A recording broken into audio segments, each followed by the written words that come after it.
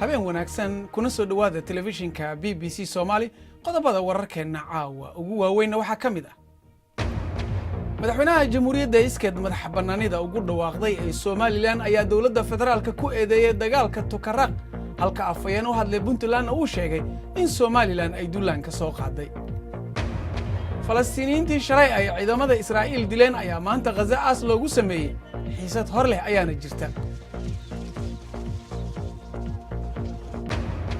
beeralayda India oo nooc kamid ah mushroomka waa geedka loo yaqaan barkin waraabaha wax badan ka faa'iida warbixin ayaynu idinkaga haynaa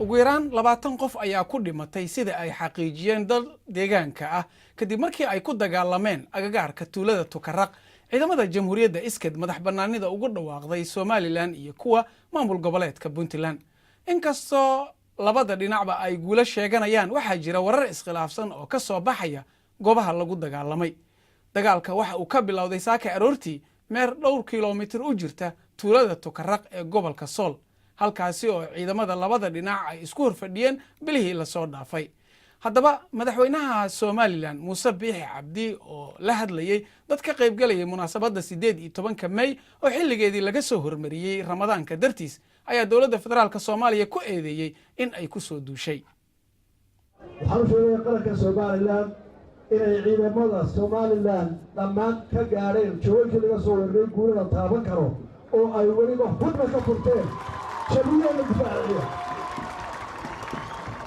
caalamkana waxaan ugu sheegaynaa in 3 bilood oo u dambeeyay 25 goor ay soo weerareen ama ay rasaas ku soo rideen ciidamada federaalka ee Soomaaliya ciidamada Somaliland ee degan dalkooda iyagoo oo lagu soo xadgudbay 60 kiiloomitir gudaha Somaliland soo galay oo xadka ka soo gudbay 60 kiiloomitir intaana waxaan ku jirnay oo cid walba ergaaba hadday qaramada midoobay cid ka socoto tahay hadday tahay dawladaha safaaradaha yimaada hadday ka tahay qaar carbeed waxay nagu waanayeen dagaalka laga foojinaado intaaba nabadaan u taageerada waa hadal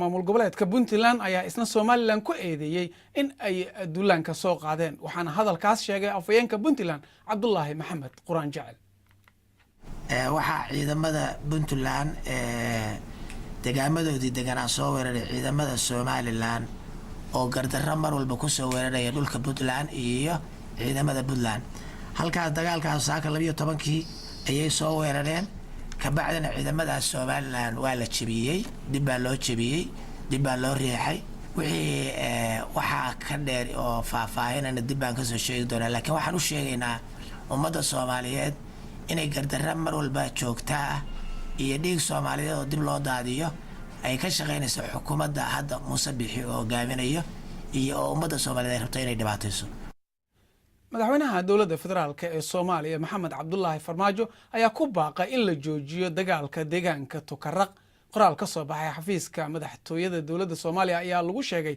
in dagaalka degdeg loo joojiyo haddaba hadalka madaxweyne Farmaajo iyo madaxweyne Muuse Biixi iyo warar kaleba waxaad ka heli kartaa bogga BBC Somali adigoo mobilkaaga ka galaya kulan ay isugu yimaadeen golaha ammaanka qaramada midoobay ayaa daqiiqad loo aamusay in la xuso 60 Falastiina oo ay dileen ciidamada Israa'iil kadib rabshado labadii maalmood ee la soo dhaafay Gaza ka socday safiirka Mareykanka Nikki Haley ayaa hadal ka sheegtay kulanka amaantay Israa'iil waxay sheegtay in Israa'iil ay aad isu xakamaysay hogaamiyaha Falastiin iyo madaxweynaha Turkiga Rajab Tayyip Erdogan ayaa dhacdadii Isniintii ku tilmaamay xasuuq Maxamed Xaraare ayaa inoo faahfaahinaya xiisada iyo qulqulatooyin ayaa saakidib uga soo cusboonaaday Gaza Falastiiniyiinta Israa'iiliyiintuba waxay wajahayaan maalin kale oo rabshado huwan inkastoo ay dhiladu ka duwan tahay tii shalay uu dhiig badani ku daatay waxaa la arkayaa dibadbaxayaasha oo si tartiib ah u soo badanaya Falastiiniyiinta ayaa xasuuq ku tilmaamay rabshadihii shalay meelo badan oo caalamka ka mid ahna waxaa la dhaleeceeyay in Israa'iil ay rasaas nool u isticmaasho dad aanan hubaysnayn israa'iilse waxay sheegtay in arrinka lagu khasbay. waxaannu haynaa caddaymo la taaban karo oo ah inay xamaas qorshaynayso inay ka soo gudubto xuduudda si ay u waxyeellayso askarta israa'iil. ciidanku waxay ku jiraan heegan si ay u sugaan amniga dadka deggan agagaarka xuduudda. ilaa iyo hadda ma jiraan waxyeelo dadka iyo askarta israa'iil midna soo gaartay. iyadoo ciidanku uu heegan ugu jiro inuu ka hortago maalin kale oo rabshado ah, waxaa la dhowrayaa sida ay uga falcelinayaan rabshadaha. qaramada midoobay ayaa walaac ka muujinaysa in rasaas nool rabshado looga falceliyo. rasaasta nool keliya waxaa la isticmaali karaa marka ugu dambaysa, ma aha marka ugu horraysa. waa marka ay jirto in aad naf ama dhaawac ku badbaadinayso. mar uu booqasho ku jooga dalka Awstria ayuu xogeeyaha guud ee qaramada midoobay sidoo kale talabixin u soo jeediyey Falastiiniyiinta. waa muhiim in Xamaas iyo madaxda kale ee horkacaya dibadbaxayaasha ka fogaadaan agagaarka xuduudda si looga baaqsado rabshado iyo in la isku dayo in xayndaabka la jebiyo. arrintaas waxay sababi kartaa in khatartu ay kororto. gabi ahaan waxaa laga dareemayaa Falastiin maalin masiibo qaran. dariiqyadu waa cidlo, ganacsiguna wuu xiran yahay. madaxweynaha Falastiin ayaa amray dibadbax guud iyo 3 maalmood oo baroordiiq ah. Baytlaxmi iyo Ramallah waxaa sidoo kale ka jira rabshado, ayeeshee rabshadahani waa kuwa la wada garanayo oo labada dhinacba horey u soo maray. 70 sano ka hor xilligii la aasaasay dalka cusub ee Israa'iil, 100,000 kun oo reer Falastiin ah ayaa ka qaxay oo laga saaray guryahooda. waa maalin ay Falastiiniyiintu ugu yeeraan masiibo ama nakba.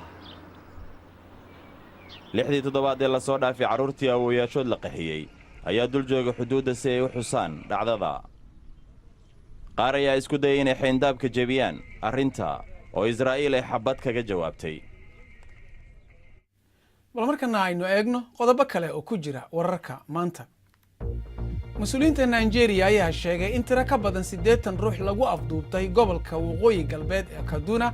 nin hubaysan ayaa joojiyey gawaari isagoo ku qasbay dadka inay duurka galaan, waxaana lagu warramayaa in uu dalbaday madax furasho. wariyaha BBC ee dalka ayaa sheegaya in kastoo uu afduubku yahay mid guud, haddana dhacdo intaan la eg waa mid aan horay loo arag. ururka Taliban ayaa weeraray Faarax oo ah xarunta gobolka galbeedka Afghanistan. wararka waxay sheegayaan in magaalada ay qabsadeen oo ay rayidkuna qaxayaan. goobjooga ayaa sheegaya in Taliban ay qabsadeen xafiiska sirdoonka gobolka, balse mas'uuliyiintuna waxay sheegayaan in ay gadaal u riixeen iyagoo adeegsanaya diyaarad dagaal. wasiirka arrimaha dibadda Iran Mohammad Javad Zarif ayaa sheegay in ay jiha fiican u socdaan wadahadallada ula lahaa wadamada midowga Yurub ee la isugu dayayo in uu sii jiro heshiiska nukleerka kadib kulan uu la yeeshay madaxa siyaasadda dibadda midowga Yurub Federica Mogherini. ayuu Zarif sheegay in wadahadallada uu la yeeshay saxiixayaasha Yurub ee heshiiska ay soconayaan 2 toddobaad ee soo socda. kumanaan dumar ah oo ku nool galbeedka Afrika ayaa qarniyo adoonsi ugu jiray dhaqan hore oo la yiraahdo Turkushi. gabdhaha ayaa lagu qasbaa in ay noloshooda oo dhan baadiriyaal la noolaadaan lana shaqeeyaan si ay u gudaan dunuub ay galeen qaar ka mid ah xubnaha qoyskooda. Birgareed gabdhahaasi ayay ka mid ahayd ilaa uu ka qaatay nin Maraykan ah. 20 sano kadib, Birgareed waxa ay ku jirtay safar ah in ay fahamto dhaqankaasi Turkushi la yiraahdo iyo sababta ay reerkeeda u bixiyeen. halkani waa Ghana, galbeedka qaaradda Afrika. waxaa la iga keenay dalka Togo anigoo 7 jir ah, waxaana la igu hayn jiray macbad halkan ku yaalo sida uu farayo dhaqanka Turkushi. muuqaalkaasi waa aniga sanadkii 1997. waxaa sawiradan duubay koox Maraykan ah, waxaana la igu magacaabay Turkushi oo macnaheedu uu yahay haweeney loogu deeqay Ilaahay si loogu raaligeliyo dambi uu adeerkay galay. balse muuqaalkaasi ayaa nolosheeda bedelay.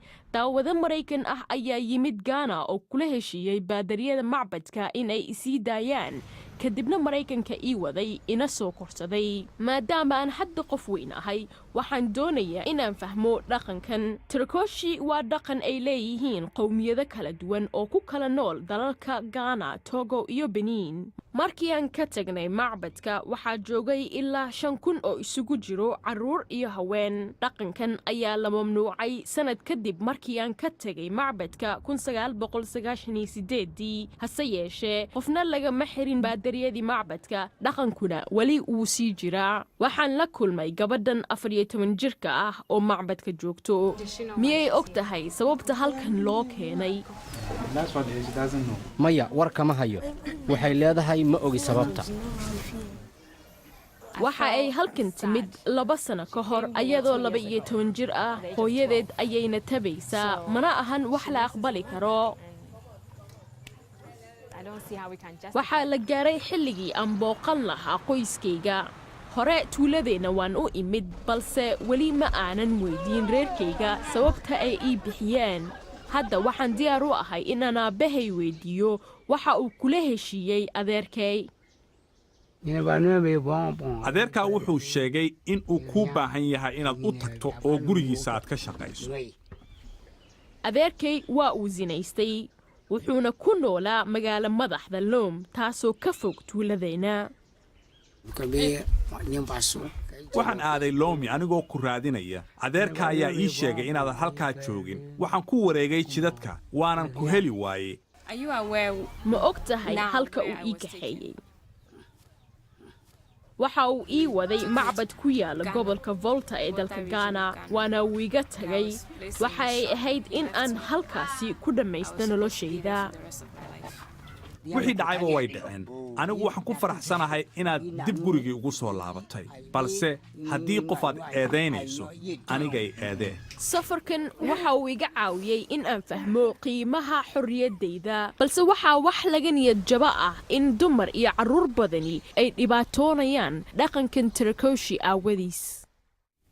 markana wararka ciyaaraha ugu waaweyn xiriirka kubadda cagta Jarmalka ayaa dhaliilay 2 ka mid ah ciyaartooyda waa Özil iyo Gundogan oo soo bandhigay sawirro ay la galeen madaxweynaha Turkiga Erdogan. ciyaartooydan Erdogan ayaa la kulmay doorashadii madaxweynaha Turkiga ee sanadkii hore. 10 sano ayaa cuntooyinka ay karsadaan reer Kashmir lagu dari jiray geedka loo yaqaano barkin waraabaha. waa mushroomka nooc ka mid ah geedkaasi ayaa hadda saameyn ku yeeshay cuntooyinka adduunka. maqaayadaha dunida ugu waaweyn ayaa geedkan raadsada waxayna ku bixiyaan lacag badan. tani waxay ka caawinaysaa dadka ku nool gobolka Himalaya ee Kashmir in ay nolol maalmeed ka helaan. Suhayba Maxamed Badqas ayaana ka waramaysa warbixintan.